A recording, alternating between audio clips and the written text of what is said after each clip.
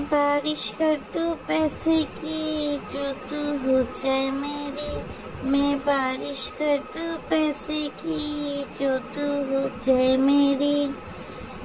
আসসালামু আলাইকুম দর্শক, সবাই কেমন আছেন? চলে আসলাম আজকে আবারও নতুন একটা ভিডিও নিয়ে।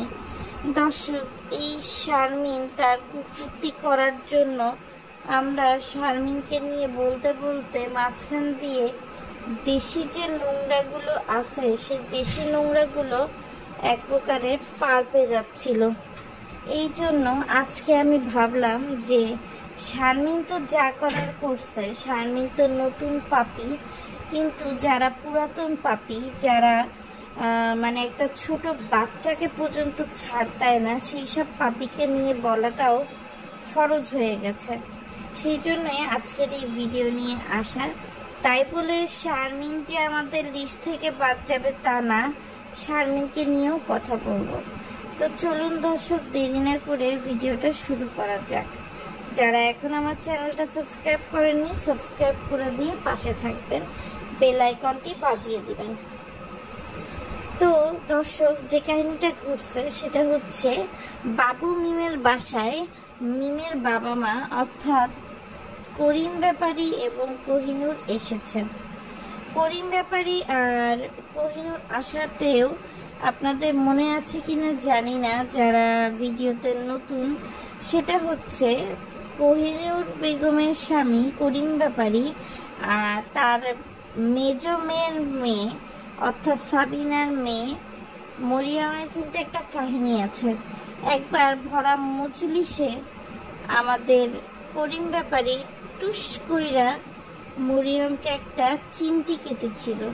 দেখেন, বাচ্চাদের চিমটি কাটা খারাপ না, কিন্তু যদি কেউ আপনার অগোচরে বা আপনি একটা ছোট মানুষ, এটা এক প্রকারের মলেস্টেশনের মধ্যেই পড়ে, যে আপনার বুকে ঠাস করে একটা চিমটি কেটে ফেললো, সেটা কিন্তু আসলে খুবই খারাপ। এবং এটা নিয়ে সেই সময় নেট দুনিয়া অনেক তোলপাড় হয়েছিল, যদিও তখন আমার এই চ্যানেল ছিল না, এই জন্য এটা নিয়ে আমি ভিডিওটা সেই সময় বলিনি। তো এখন কিন্তু দর্শক, মরিয়মের সেই পেয়ারা যতই ছোট থাকুক দর্শক, এক না এক সময় পেয়ারা বড় হয়, তরমুজ হয়, ডাব হয়। তো এখন কিন্তু ধীরে ধীরে মরিয়মের সেই পেয়ারা কিন্তু আর পেয়ারা নাই, এটা কিন্তু এখন ধীরে ধীরে বড় হচ্ছে। বড় হওয়ার ফলে মরিয়মেরও কিন্তু একটু সাবধানে চলাচল করা উচিত, কেননা বাংলাদেশের মতো সোসাইটিতে আসলে কেউ কারোর কাছেই সেফ না। মহিলা মানুষ বা মেয়েদের নিজেদের সেফটি নিজেরই ইনশিওর করতে হয়।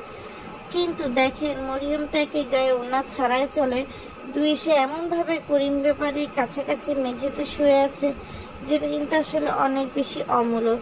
আমি এর আগের ভিডিওগুলোতেও খেয়াল করেছি যে করিম ব্যাপারী আর মরিয়মের কিন্তু আলাদা একটা ইকুয়েশন অলওয়েজই কাজ করে। তবে হ্যাঁ, এই কথা সত্য দর্শক, যে আপনার ইকুয়েশন যাই কাজ করুক না কেন, নানা নাতির মধ্যে সম্পর্ক থাকে। আমাদেরও নানা বা আমরাও কারো না কারো নাতি বা আশেপাশে দেখি, কিন্তু করিম ব্যাপারীর সাথে মরিয়মের যেহেতু একটা নোংরা অতীত আছে, এ বিষয়ে সাবিনার কিন্তু আরেকটু সতর্ক হওয়া উচিত। কিন্তু এইসব বিষয়ে সতর্ক না হয়ে সাবিনার কনসার্ন হচ্ছে শুধু খাওয়া দাওয়া।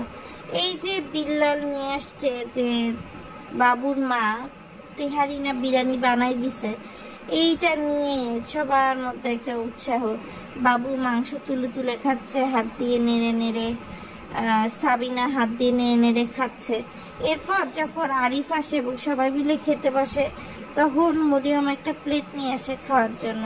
তখন সাবিনা তাকে ধমক দিয়ে বলে, তুমি তো এত খেতে পারবা না, যাও এখান থেকে।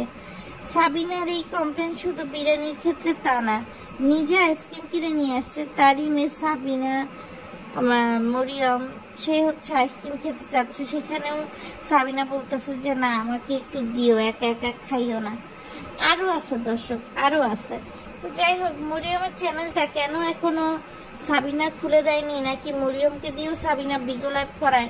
কেননা মরিয়মের টিকটক ভিডিওগুলো দর্শক যখন দেখি, তখন বোঝা যায় যে সে খুবই পাকাপোক্ত একটা অ্যাডাল্ট মেয়ে হয়ে গেছে। তো তাকে দিয়ে কেন এখনো আরেকটা ইউটিউব চ্যানেল খোলানো হচ্ছে না জানি না, কিন্তু বাবু আর মিম কিন্তু বসে থাকার বান্দা না। তারা ধরেই নিছে যে আবদিয়াকে তারা আর বসে বসে খাওয়াবে না, উল্টো আবদিয়াকে ব্যবসার মূলধন হিসেবে কাজে লাগিয়ে তারা আরও ইনকাম করবে। এই জন্য তারা কিন্তু আবদিয়াকে একটা চ্যানেল খুলে দিছে। এবং জানেন যে আসলে মানুষ কিন্তু বাচ্চাদেরকে অনেক বেশি পছন্দ করে এবং বাচ্চাদের প্রতি দয়া মায়া কাজ করার জন্য কিন্তু খুব অল্প সময়ে আবদিয়ার চ্যানেলটা কিন্তু ভালোই গ্রো করেছে এবং ভালোই টাকা পয়সা কামাচ্ছে। তো এদিক দিয়ে আবার দেখে তিশা কিন্তু পিছায়, তিশা কিন্তু মানে তাবিয়া আগে হয়েছে, তারপরও তাবিয়ার এভাবে চ্যানেল খুলে দিয়ে টাকা পয়সা ইনকাম করতে পারেনি। অবশ্য তিশা তো একটাকে করছেই, তানজিলাকে, আর এই তানজিলার বদলতে সাকিবকেও কিন্তু খুব ভালোভাবে ভাগায় খাচ্ছে এরা।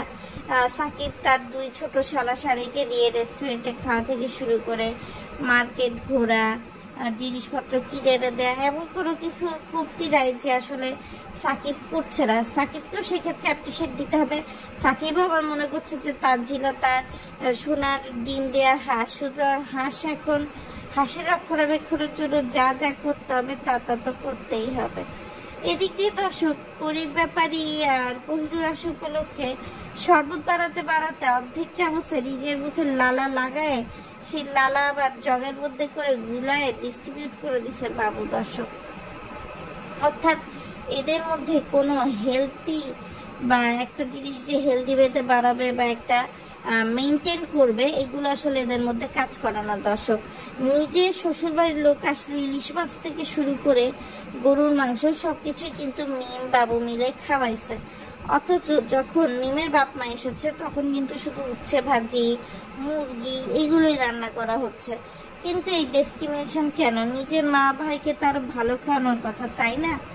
আর এদিকে শারমিন সিঙ্গাপুরে থুকু মালয়েশিয়ায় গিয়ে নিজের সোনা বিক্রি করে নিজের সোনা দেখিয়ে পরপুরুষদেরকে সে হচ্ছে নিজের মায়ের জন্য সোনা কিনে বেড়াচ্ছে। এত টাকা কোথা থেকে পায় শারমিন? দর্শক বলেন। আর এই যে ইউটিউবে সবার কাছ থেকে জুতা পেটা ঝাড়ু পেটা খেলো, এরপরও লজ্জা নাই, ট্যাং ট্যাং করতে করতে ভিডিও দিতে চলে আসছে। আবার বলে আপনারা যতই বলেন আমি কারোর সাথে গেছি আপনারা বুঝবেন না। আবার বলে আইফোন নষ্ট দেখে সুন্দর জায়গায় যেতে পারেনি। আইফোন নষ্ট তো কি হয়েছে, যে ভাঙ্গারি ফোন দিয়ে তুই আমাদেরকে সব দেখায় বেড়াচ্ছিস, ওই ফোন দিয়েই তুই মেরিন বেতে চাইতি, ওইখানেই তোরা আমরা দেখতাম। কিন্তু না, তোর তো এইসব হবে না। তো যাই হোক, তবে এই শারমিনের মালয়েশিয়া বা সিঙ্গাপুর গিয়ে একটা জিনিস লাভ হয়েছে, সেটা হচ্ছে বিল্লাল আর শারমিনের চ্যানেলের ভিউ অনেক বেড়ে গিয়েছে।